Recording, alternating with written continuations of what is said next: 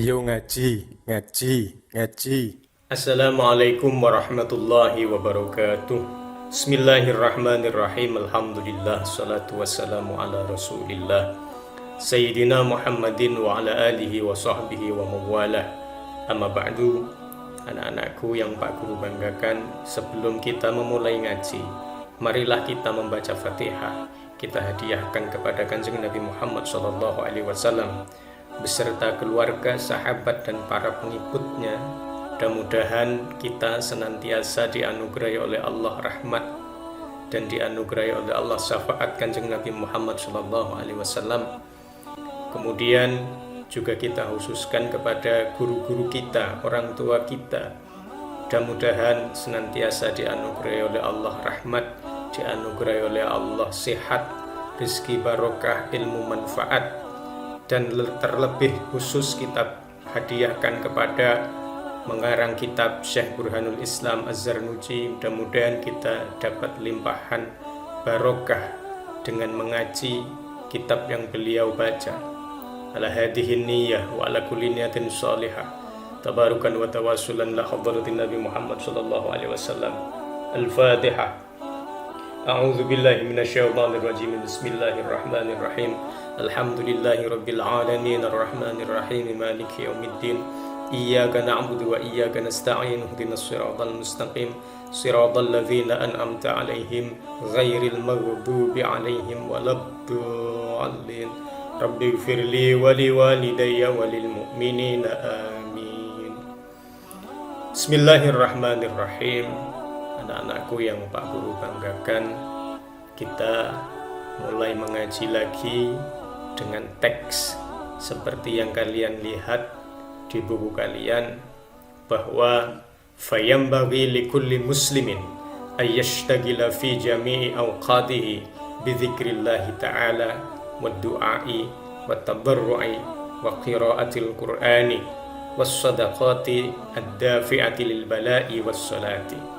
Fayambaghi, maka sebaiknya, likulli muslimin, bagi setiap orang Islam, apa yang sebaiknya dilakukan? Ayyashtagila, sibuk, menyibukkan dirinya, fi jami'i awqatihi, di dalam semua waktu-waktunya. Sibuk apa? Bidzikrillah, untuk berzikir dan mengingat kepada Allah subhanahu wa ta'ala. Waddu'ai, dan berdoa. Wattadarru'i, dan harap-harap cemas. Wa qiraatil qur'ani, dan membaca Al-Qur'an. Wassadaqati, dan bersedekah. Ad-dafi'ati, yang bisa menolak lil bala'i, terhadap bencana. Wassalati, serta mau membaca sholawat kepada Kanjeng Nabi Muhammad SAW. Anak-anakku yang Pak Guru banggakan, di sini ada kata-kata fayambagi likulli muslimin, sebaiknya. Namanya sebaiknya itu berarti sesuatu yang baik untuk dilakukan. Sesuatu yang baik untuk dilakukan itu tidak sama dengan sesuatu yang wajib dilakukan. Kalian semua jangan sampai salah memahami bahwa sesuatu yang baik itu berbeda dengan sesuatu yang wajib. Kalau kita lihat kewajiban seorang Islam, ya sudah seperti rukun Islam, syahadat, sholat, zakat, puasa, haji, kalau mampu. Itu kan kewajiban-kewajiban. Dianggap baik, disuka atau tidak suka, kalau ngakunya muslim harus jalani 5 hal itu. Kecuali haji. Haji itu kalau mampu.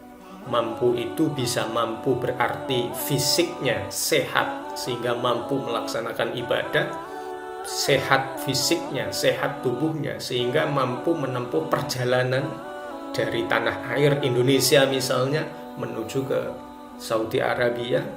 Kemudian mampu finansial, mampu dalam hal keuangan, bekal menuju Arab Saudi, bekal untuk ditinggal di rumah.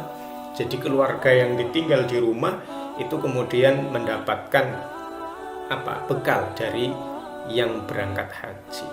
dan lain sebagainya. Faktor keamanan itu juga bagian dari indikator kemampuan. Sehingga itulah kewajiban. Suka atau tidak suka harus dijalankan. Sholat, kalian suka sholat. Sholat wajib 17 rakaat setiap hari dalam 1 kali 24 jam. Karena suka, kepingin ditambah. Saya pengen sholat wajib jadi 25 rakaat. Juga tidak boleh.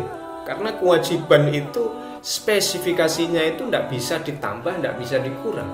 Kalau toh kepingin menambah kewajiban sholat, maka tambahlah dengan sholat sunnah, baik itu sholat duha, sholat witir, sholat rawatib, dan lain sebagainya. Itu yang namanya kewajiban. Lah sekarang kita akan berbicara masalah fayam bagi, sebaiknya. Artinya apa? Sesuatu yang baik untuk dilakukan, tapi tidak sampai pada level kewajiban. Anak-anakku, bagi seorang muslim, ya, kalian sebagai pelajar yang muslim tentunya, di sini anjurannya adalah untuk mengisi waktunya itu berzikir kepada Allah Subhanahu wa taala. Zikir itu faedahnya sangat besar. Kalau dalam Al-Qur'an disebutkan ala bidzikrillahi tatmainnul qulub. Ingatlah ya, bahwa dengan zikir kepada Allah tatmainnul qulub, hati itu bisa tenang. Diakui atau tidak, kita adalah manusia yang bertuhan, yang yakin, percaya sepenuhnya kepada Allah Subhanahu wa ta'ala. Apa yang terjadi, apa yang kita rasakan, apa yang kita alami, itu tidak lepas dari kehendak Allah Subhanahu wa ta'ala. Kita sehat, kita berzikir, alhamdulillah saya diberi kesehatan. Berarti kesehatan itu memang benar-benar dianugerahkan oleh Allah Subhanahu wa ta'ala. Kita diberi sakit, ya, kita sakit, itu berarti kalau zikirnya bagaimana? Alhamdulillah saya masih bisa sholat meskipun saya sakit. Jadi meskipun sakit tetap bisa memuji Allah Subhanahu wa ta'ala. Jangan dikira yang namanya zikir itu adalah hal yang bisa kalian lihat, misalnya majelis-majelis zikir itu hanya itu, tidak. Misalnya di majelis zikir membaca la ilaha illallah, la ilaha illallah, dan seterusnya sampai 1000 kali misalnya. Apakah zikir hanya itu? Tidak. Zikir yang paling hebat lagi itu adalah melihat penciptaan Allah berada di bumi ini, berada di langit. Itu luar biasa. Misalnya ketika berjalan menemukan seekor kucing yang sedang kelaparan. Kemudian dalam hati kita mengingat Allah, ya Allah, ini adalah makhlukmu sedang kelaparan. Aku akan menolong sebisaku. Itu kan merupakan zikir yang luar biasa. Mengakui kucing itu adalah makhluk ciptaan Allah. Bukan sebaliknya. Seandainya melihat kucing yang lagi kelaparan, tampilan fisiknya kurus, kering, korep, dan lain sebagainya, kemudian ini menjijikkan, ini tidak layak untuk saya sentuh, nanti dia berpenyakit menular kepada saya, itu sama sekali bukan zikir. Tapi kalau melihat kucing tersebut sebagai ciptaan Allah yang patut untuk dikasihani, itulah zikir yang baik.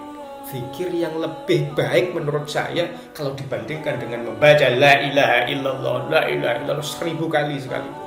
Oleh karena zikir itu kepentingan diri kita kepada Allah. Tapi kalau misalnya mengingat ada kucing yang korep, kucing yang butuh bantuan kita, ya Allah, ini adalah makhlukmu, aku akan menolongnya. Bukan hanya sekedar mengingat Allah, tapi berbuat baik terhadap makhluk Allah Subhanahu wa ta'ala. Sehingga di sini bukan hal yang berlebihan ketika seorang pengarang kitab mengatakan fayam bagi likulli muslimin ayyashtagila fi jami'i awqatihi bi dzikrillah ta'ala. Ini semua waktunya. Jadi semua waktu, asalkan kita masih melihat, asalkan kita tidak tidur, itu sangat punya potensi untuk membuat kita zikir, ingat kepada Allah Subhanahu wa ta'ala. Ini luar biasa. Kemudian apa yang perlu dilakukan lagi? Sebaiknya waddu'ai, dan mau berdoa. Doa itu adalah permintaan dari bawahan ke atas. Kalau dari atas ke bawah itu namanya perintah. Ya, sama-sama meminta. Misalnya Allah Subhanahu wa taala meminta kita sholat 5 waktu. Itu kan dari atas ke bawah. Sehingga mengartikannya sholat 5 waktu adalah perintah.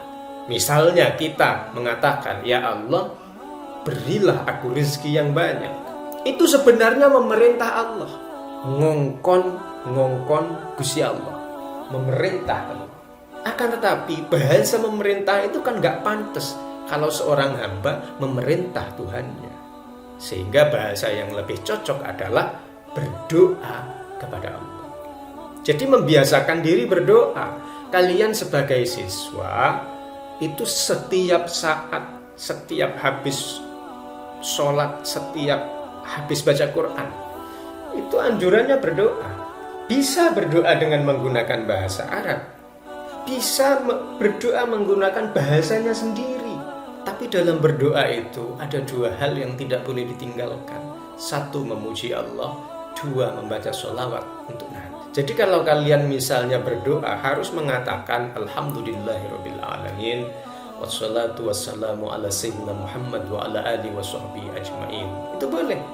Atau dibalik, Allahumma sholli ala sayyidina Muhammad wa ala alihi sayyidina Muhammad walhamdulillahirrabbilalamin. Baru berdoa.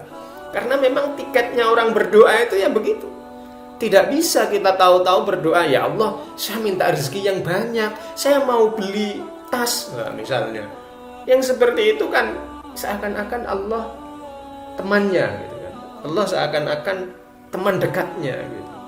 Ya kalau merasa diri kepada Allah ini adalah seperti dekat seperti orang, ya itu bagus menurut saya. Berarti kan merasa dirinya dekat dengan Allah. Kalau dekat dengan Allah, merasa diawasi oleh Allah. Kalau merasa diawasi, maka tidak akan berbuat yang aneh-aneh. Itu baik. Tapi kalau dalam hal berdoa, tetap menggunakan baca sholawat, kemudian membaca alhamdulillah sebagai bentuk pujian kepada Allah Subhanahu wa ta'ala. Wattadarru'i. Nah, ini harap-harap cemas. Harap-harap cemas itu artinya doa yang kita lakukan, ibadah yang kita lakukan itu berharap diterima oleh Allah. Cemas kalau ditolak oleh Allah. Nah, ini perasaan semua yang berbicara. Sehingga kalau orang berdoa, orang berzikir, dilihat dari tampilannya, misalnya berdoa dengan berzikir, majelis zikir, kemudian membaca dengan lantang, dengan keras dan lain sebagainya, tampilannya begitu. Tapi punya tadarru' enggak? Dalam hati ada harap-harap cemas enggak? Itu menjadi pertanyaan besar. Berbeda misalnya kita santai berzikir di rumah tanpa ada orang tahu, tapi serius minta kepada Allah, itu berarti tadarru'. Artinya harap-harap cemas. Tentunya tetap menggunakan adab, tentunya tetap menggunakan tata krama kepada Allah.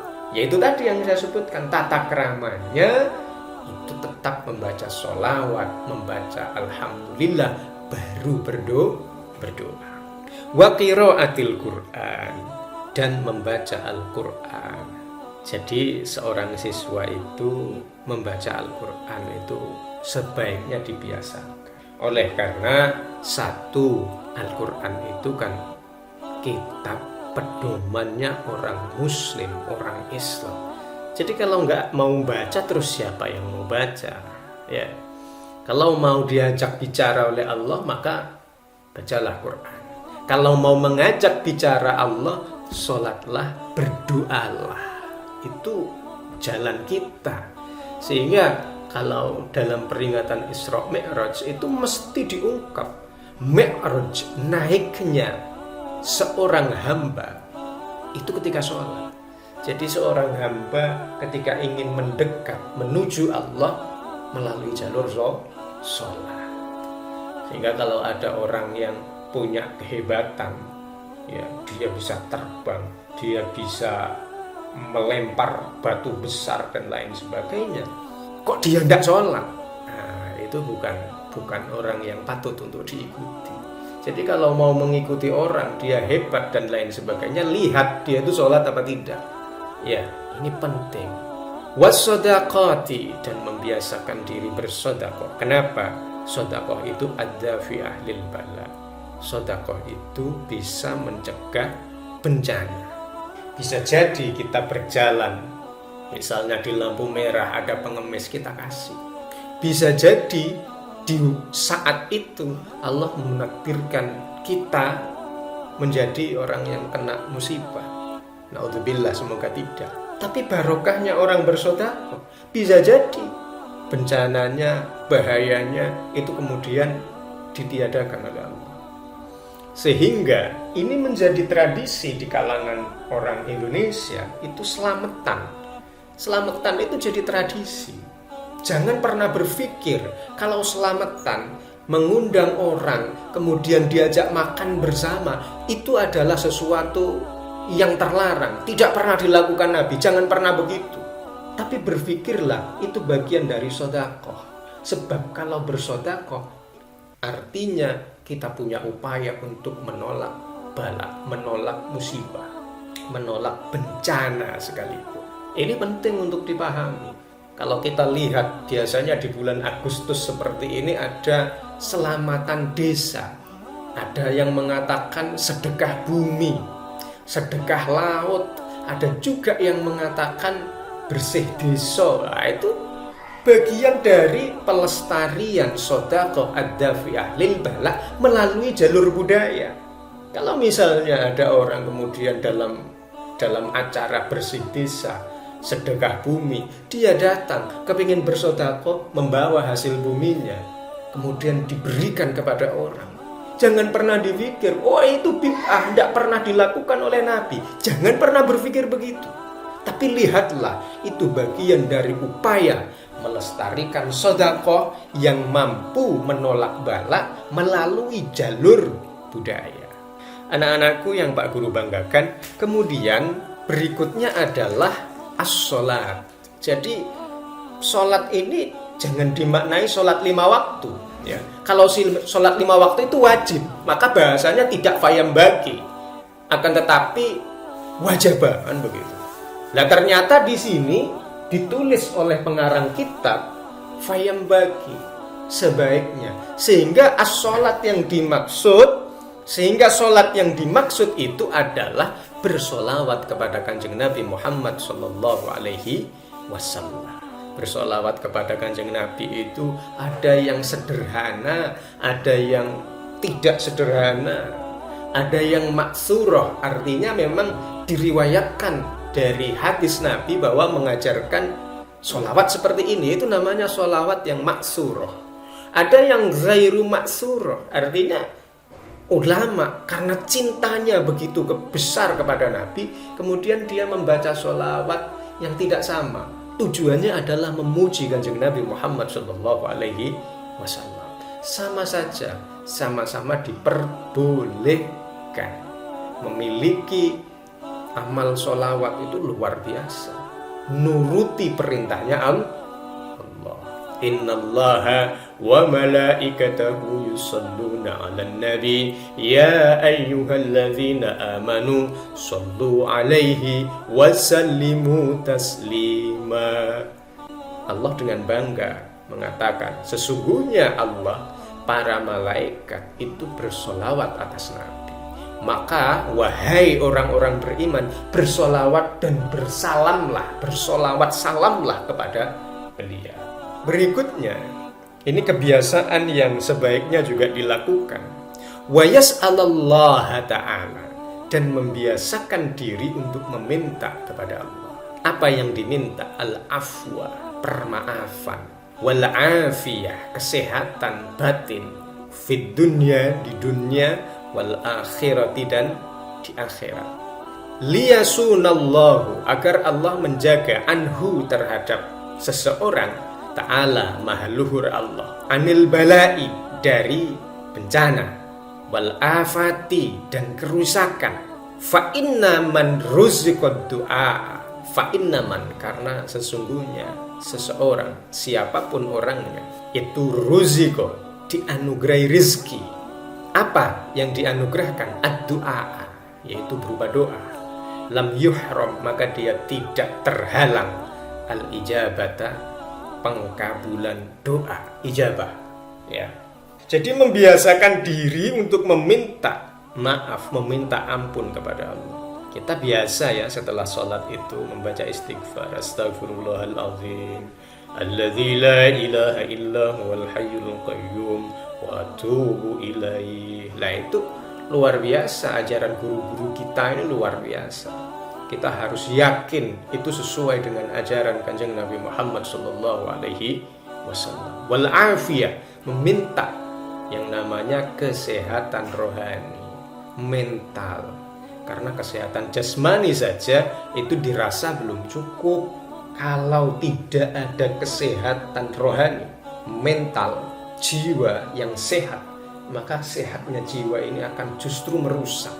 Saya contohkan, orang yang punya kecenderungan mengambil hak orang lain, itu badannya sehat-sehat, tapi pikirannya, jiwanya, mentalnya itu mental serakah, sehingga yang bukan haknya juga diambil. Kalau bahasa sekarang itu kerennya itu koruptor gitu kan. Jadi koruptor itu orangnya sehat-sehat, secara fisik sehat-sehat, tapi karena mentalnya, jiwanya itu serakah, pada akhirnya ya begitu, mengambil hak rakyat. Fid dunya wal akhirah. Jadi meminta permaafan, kemudian kesehatan lahir batin, itu baik di dunia dan bahkan di akhirat. Nah di akhirat gunanya apa? Ya dimaafkan. Untung kan, enak kan, seandainya di akhirat kemudian dimaafkan oleh Allah. Allah memaafkan, Allah mengampuni, kan enak. Anil bala, ya di sini juga wa yasuna liyasunallahu anhu ta'ala anil bala. Dengan berdoa itu, ya, dengan berdoa itu tujuannya agar Allah menjaga dari bala. Bala itu musibah, afat itu bencana, ya. Bala itu bahaya, musibah, bisa afat itu kerusakan, bencana lah. Fa inna man ruziqad du'a, oleh karena orang kalau diberi keinginan oleh Allah untuk berdoa. Jadi jangan dikira kita berdoa itu atas keinginan kita sendiri. Pada hakikatnya itu adalah rezeki dari Allah untuk bisa kita lakukan. Jadi rezeki jangan berpikir rezeki itu berupa uang saja, tidak. Tapi rezeki itu kesehatan kita, kemampuan kita, kemauan kita untuk beribadah, kemauan kita berdoa kepada Allah, itu juga bagian dari rezeki. Sehingga barang siapa yang dianugerahi rezeki oleh Allah berupa kemauan untuk berdoa, maka bagaimana? Lam yuhram al-ijabah, maka tidak tertolak doanya. Ya karena memang Allah sudah memberikan kesempatan bahwa siapapun ud'uni astajib lakum, kalian semua yus berdoalah kepadaku, astajib lakum, niscaya aku akan menjawabnya, akan mengabulkan.